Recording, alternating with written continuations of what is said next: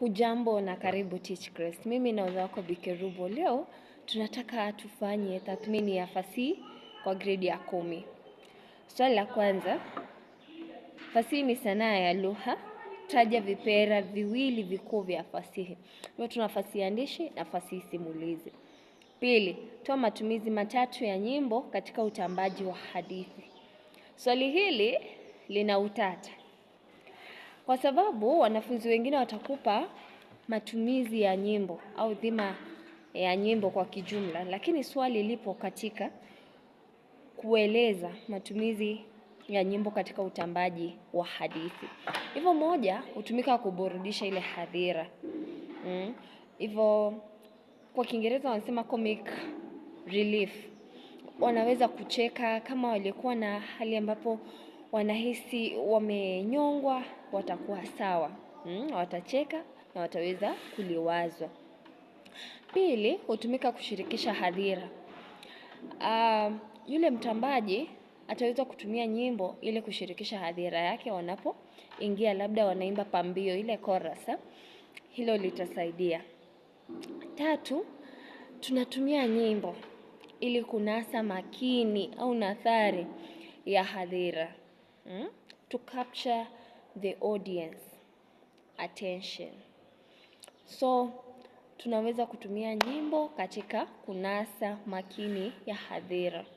Jambo lingine, hutumika kurefusha hadithi. Katika ile ploti ya hadithi, labda ilikuwa ni fupi, inaweza kurefushwa.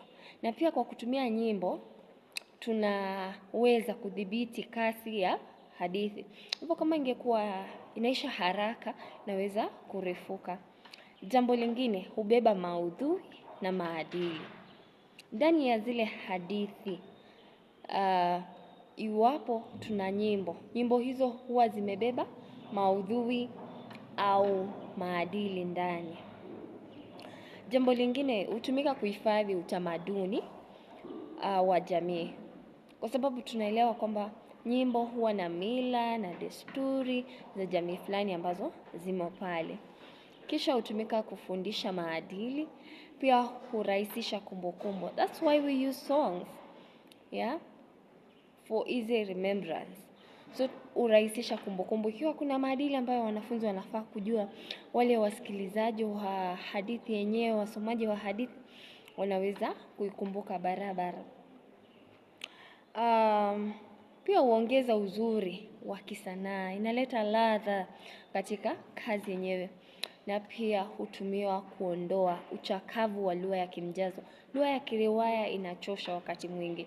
Hivyo unapotumia nyimbo, unahakikisha kwamba hadhira imeweza kuondolewa ukainifu, the boredom wa ule mtindo wa uwasilishaji wa kiriwaya. Naam, nadhani mmeweza kuelewa hayo.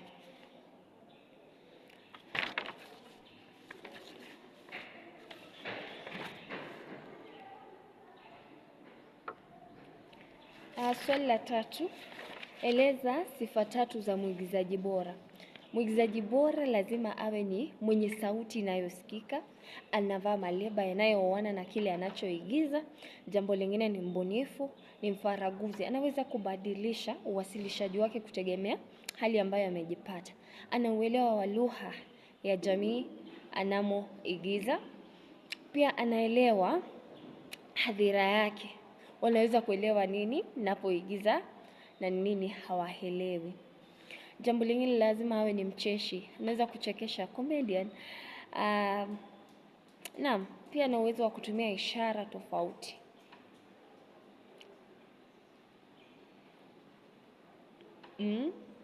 Ana uwezo wa kutumia ishara. Naam. Anafurahisha. Swali la 4, jadili dhima tatu za maigizo katika jamii huku ukitolea mifano. Dhima ni umuhimu. Hivyo tunaona kwamba maigizo huweza kutumiwa kama kitega uchumi. Wale waigizaji wanapoigiza wanalipwa. Una madirector pale. Hivyo mwanzo ni kitega uchumi. Pili, huburudisha. Watu wanapokaa na kuangalia watu wakiigiza, hata kama ni filamu, unapata wanaburudishwa, wanaliwazika. Ikiwa nyoyo zao zilikuwa mbali, zinaanza kunyooka. Tua. Jambo lingine, hukuza lugha. Kumbuka kwamba lugha ndiyo nyenzo kuu katika maigizo. Ijapokuwa tuna maigizo bubu, maigizo mengi huwa yanatumia sauti. Na kwa kiasi fulani, unapata labda kuna vitenza ndimi ndani, maneno ambayo yanatatanisha katika matamshi yake, na hivyo lugha huweza kukuzwa. Jambo lingine, hukuza ujasiri. Mwigizaji anaweza kukuwa mkakamavu anapoigiza mbele ya hadhira. Jambo lingine, huelimisha kuhusu maswala anuwai, haswa maswala ibuka katika jamii, labda ukimwi, corona, ebola, matumizi ya teknolojia na kadhalika. Hivyo unaweza kupata maigizo yakiwa na dhima nyingi, iwezekanavyo unaweza kuyatia pale. Hufunza maadili kama vile ushirikiano, umoja. Naam, pia huweza kutumika kukashifu tabia hasi kama vile uchoyo, ulafi, na pia kusifu tabia nzuri kama uchapakazi na kadhalika. Haya, swali lingine, tofautisha kazi bunilizi na kazi za kihalisia. Wanafunzi walinipa majibu ya kushangaza. Waliposikia tu kazi, wengine wakaniambia, kuna moja ambayo unalipwa, ingine haulipwi. La hasha, tunapozungumzia fasihi na tunaongelea kazi, inamaanisha ni ile fasihi yenyewe, vipera vyenyewe ambavyo vipo pale. So kazi ya bunilizi ni kazi ambayo imebuniwa, imetungwa, na unapata matukio ambayo yamo pale, mandhari ni ya kufikirika tu, kutegemea ubunifu wa mwandishi mwenyewe au vile mtunzi. Lakini ukija kwa kazi za kihalisia, hizi ni kazi ambazo ni za kweli. Mambo matukio ambayo yamo pale, wahusika ambao wamo pale ni wa kweli, ni mambo ya kweli kabisa. Na hivyo utapata baadhi ya kazi ambazo ni za kihalisia, tuna wasifu, tawasifu na kadhalika. Hivyo mambo ambayo yamo katika kazi ya kihalisia yanaweza kudhibitiwa. Kuna idhibati pale. Lakini ikija kwa kazi bunilizi, ni fikra tu, huwezi kuwa na idhibati kwamba ilikuwa hivi. Hakuna chanzo na sababu ya jambo fulani kutendeka. Haya, swali la 6, kwa kuegemea mlemavu si nini?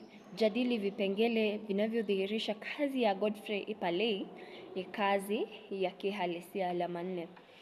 Mwanzo, anza kuangalia kwa wahusika. Wahusika ambao wamo pale ni wa kweli. Anazungumzia mamake, kuna kakake Karani, kuna yeye mwenyewe Godfrey Ipalei, kulikuwa na ndugu zake, kulikuwa na rafiki zake ambao hata alikuwa na pigana nao kimasomo. Kuna yule meneja ambaye alikuwa anataka kufundishwa kompyuta, na alipofundishwa na Ipalei aliweza kubadili mtazamo wake kuhusu watu walemavu. Mwanzoni alidhani anachezewa shere na mwenye shule ile ya kufunza kompyuta. Jambo lingine, ukiangalia kama ni mandhari yake ni ya kweli. Kwa mfano alisomea chuo kikuu cha Nairobi, tunaweza kuenda pale na tukadhibitisha ikiwa ni kweli alisomea pale. Enda tu kwa ofisi unaitisha nakala. Haya, jambo lingine, ukiangalia kwa hayo mandhari, alisomea shule ya Kolanya, ilhali alikuwa anataka shule kama Starehe, zile ambazo alikuwa amewahi kuzisikia. Alizaliwa wapi? Hayo yote unapata kwamba ni mambo ambayo ni ya kweli. Ukija pia katika wakati unaoana kabisa, tangu alipozaliwa hadi aliko sasa, tunaona matukio yakiwa ni ya kweli kabisa. Hata ploti yenyewe ni ya kuaminika. Matukio na vitushi ambavyo vimo pale ni vya kuaminika. 7, Orodhesha njia 4 za kuchangamkia kazi bunilizi na kazi za kihalisia. Kazi bunilizi tuseme mashairi. Tunaweza kuyakariri, tukayagani, tukaimba. Kama ni maigizo, tunaweza kuimba, kuyaigiza. Tunaweza kuuliza maswali, kujibu maswali. Tunaweza kuhifadhi katika kazi, labda vitabuni na kadhalika. Soma shairi lifuatalo kisha ujibu maswali yafuatayo. Umri katu si hoja, karibu sana teenager. Kusudi hasa ni moja, tungo kuziangazia, mashairi ya kugusa, ya nasaha na hamasa, wa kupiga msasa na kukupongeza pia. Pumzi ya ushairi inachochea dhamiri, kutenda kwa kufikiri, pasiwe na kujutia. Basi kuwa mtulivu na uwe mnyenyekevu. Tena kuzingatia hoja ukifuatilia. Hili ni shairi la kwanza katika diwani ya mashairi, dunia ya washairi. Swali ni kuwa toa ujumbe wa shairi. Ujumbe wa shairi huu ni upi? Tunapata kwamba ujumbe wa shairi hili ni kwamba mwanafunzi au mtu yeyote licha ya umri wake amekaribishwa aje kusoma mashairi na kuyachangamkia katika diwani ile. Hivyo ni kuwaelimisha teenager ambao ni watu wa kizazi hiki kuhusu kuchangamkia mashairi yalivyo rahisi, yanavyohamasisha, yanavyo nasihi na kadhalika. Eleza muundo wa shairi hili. Muundo ni yale mambo ambayo unayoyaona hata usisome ndani. Ukiangalia shairi hili lina beti ngapi? 1, 2, 3, 4. Kila ubeti una mishororo 4. Haya, ukija kwa kila mshororo tunapata una kipande kimoja. Ukija kwa vina kuna ja ja ja ja sa, kuna ri, alafu kuna vuvu. Hivyo unapata kwamba kuna urari wa vina katika kila ubeti, lakini havitiririki unapotoka kutoka ubeti mmoja kuelekea mwingine. Aidha, shairi hili halina kibwagizo. Ukiangalia mizani unaweza kuhesabu na ilikuwa ni mizani 8. Huo ndio muundo. Hivyo shairi hili lina beti 4, shairi hili lina mishororo 4 kwa kila ubeti, shairi hili lina kipande kimoja kwa kila mshororo, shairi hili lina mizani 8 kwa kila mshororo. Wale wanafunzi ambao wanakuja wanahesabu mishororo yote ambayo imo katika ule ubeti kisha nakwambia kwamba tuna mishororo 16 kwa shairi hili, wanakosea. Haya, utohozi ni mojawapo ya idhini ya mshairi iliyotumika katika utunzi wa shairi hili. Tambua mfano wa neno lililotoholewa. Yaani neno lililoswahilisha tumepata ni teenager, kutokana na neno la Kiingereza teenager, T-E-R, right, T-E-E-N-A-G-E-R. Alafu swali lingine, tambua bahari moja ya shairi hili. Shairi hili tulivyosema lilikuwa na mishororo 4 kwa kila ubeti, hivyo mtarbia. Shairi hili lilikuwa na kipande kimoja kwa kila mshororo, hivyo litakuwa ni utenzi. Shairi hili halikuwa na kibwagizo, hivyo ni sabiria. Na kwa sababu shairi hili limo katika bahari zaidi ya 2, litaitwa sakarani. Tambua toni ya shairi hili, ni toni ya utulivu na pia toni ya ushauri. Andika haya ya mwisho ya kwa lugha nathari au ya kiriwaya. Basi kuwa mtulivu na uwe mnyenyekevu, tena kuzingativu. Hoja ukifuatilia itakuwa mshairi anamshauri nafsi nenewa kuwa mtulivu, kutulia na kunyenyekea, na awe mzingativu ili kufuatilia hoja alizopewa. Miacha, kulikuwa na simba na panya ambao walikuwa marafiki wa kweli. Simba alikuwa mnyama mkubwa mwenye nguvu zisizo za kawaida. na aliyejulikana kama mkazi wa porini anayeshirikiana na wanyama wengine katika shughuli za kila siku.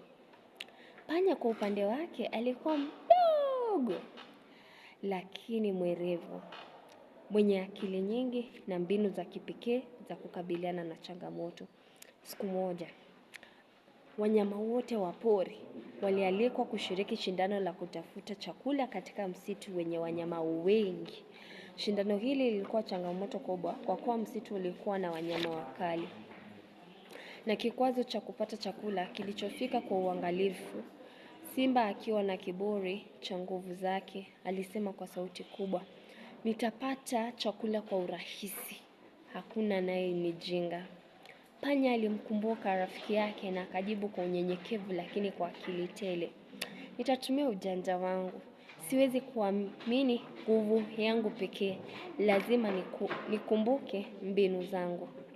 Shindano lilianza kwa msisimko mkubwa.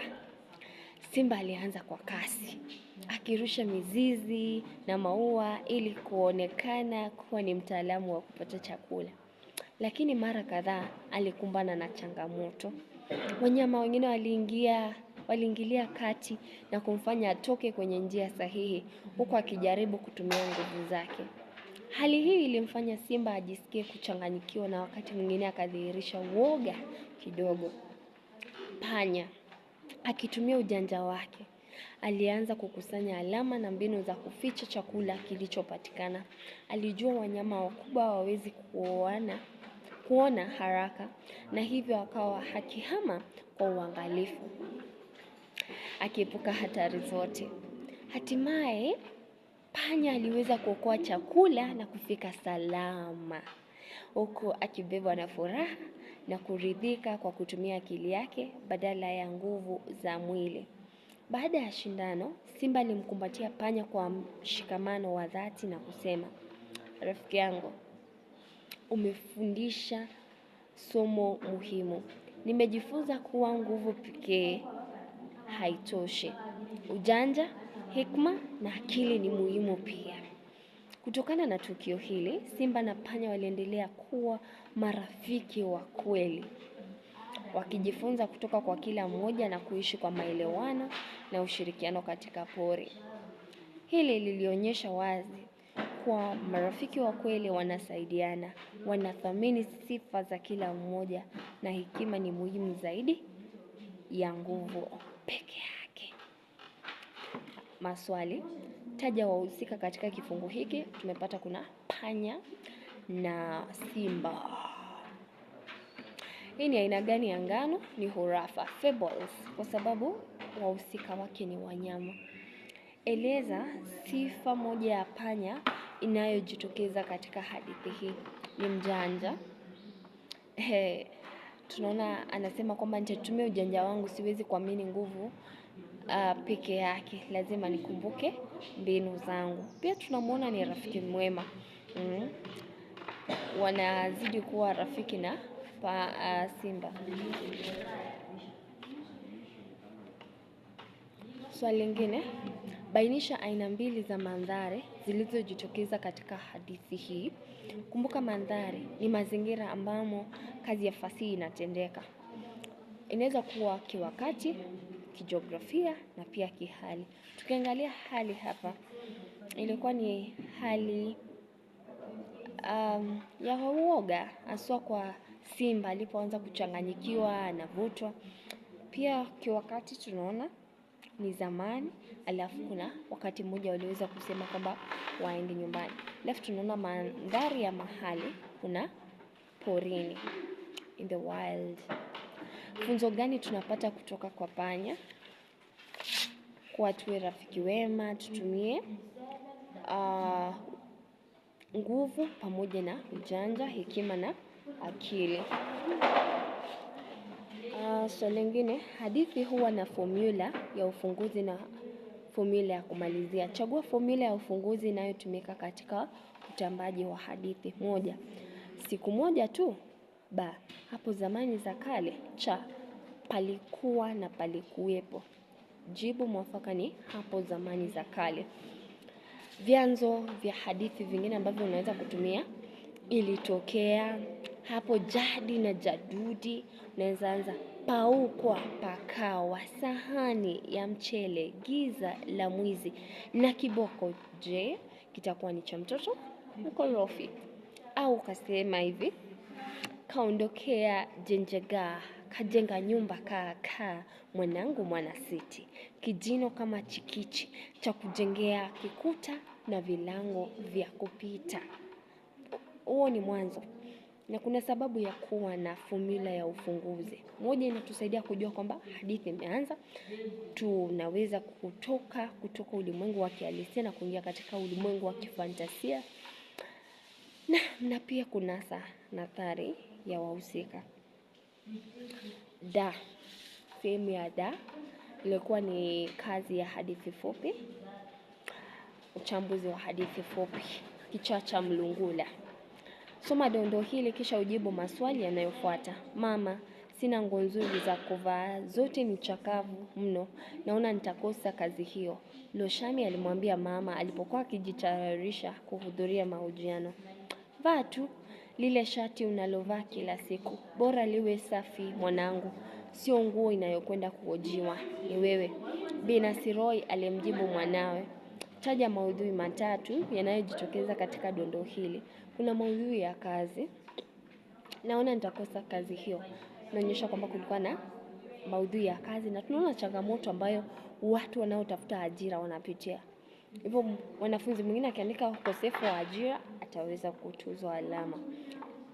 Ukosefu, uhaba ni jina zuri zaidi. Kuna maudhui ya ushauri, kwa mfano mama anamwambia kwamba avalie tu shati alilonalo, mradi ni safi atapita tu, kwa sababu si shati ambalo unaenda kuhojiwa, ni yeye mwenyewe, akili zake na anazo. Pia kuna maudhui ya umaskini, nguo zake si nzuri na pia ni chakafu. Tunaona kuna maudhui ya utamaushi. Loshami hata hajafika katika ukumbi wa mahojiano, lakini anahisi kwamba atakosa kazi hiyo kwa sababu tu ya mavazi. Hivyo ameweza kutamauka, amekata tamaa. Bainisha mbinu ya sanaa inayojitokeza katika dondoo hili. Kuna dialojia, kuna mazungumzo baina ya Loshami na mamake.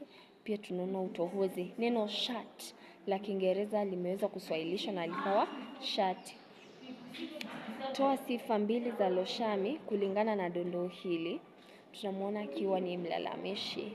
Mama, sina nguo nzuri za kuvaa, zote ni chakafu mno, naona nitakosa kazi hiyo. Hivyo tunamuona akiwa ni mlalamishi. Pia tunamuona ni mwenye wasiwasi. Anaona kwamba atakosa kazi hiyo kwa sababu tu ya mavazi. Pia tunamuona akiwa ni mtamaushi, alikuwa ameshakata tamaa. Swali la mwisho, dokeza umuhimu wa mama katika usawiri wa wahusika kwenye hadithi fupi kichaa cha mlungula. Mwanzo tunamuona kama kiakisi cha watu ambao ni walezi wema. Mwanzo alipoachwa na mmewe kwa sababu amejifungua watoto wawili pacha, mmoja ni mlemavu, mwingine akafa. Bwanake alitoroka, lakini tunamuona akiwa mzazi ambaye aliweza kujizatiti, akahakikisha kwamba mtoto wake Loshami ameenda shuleni, ijapokuwa alikuwa anauza vijisamaki. Pia tunamuona ni kiakisi au kiwakilishi cha watu ambao ni washauri katika jamii. Tena washauri wazuri katika jamii. Anapomshauri Loshami kuwa jipange tu akwende mahojiano, licha ya kuwa hakuwa na hisia na mavazi mazuri. Pia tunaona mama akitumiwa kuonyesha maudhui au kuendeleza maudhui ya upendo wa dhati, ushauri, uchapakazi na bidii. Anavyojitahidi kabisa kufanya hizo kazi za kijungujiko, mradi tu mwanawe asome. Naam, pia tunamuona ni mfano mzuri wa walezi ambao wanawajibika katika jamii. Hivyo pia anaendeleza maudhui ya uwajibikaji. Nimekomea hapo, nadhani umeweza kujifunza Hadi wakati mwingine, kwa heri ya kuonana.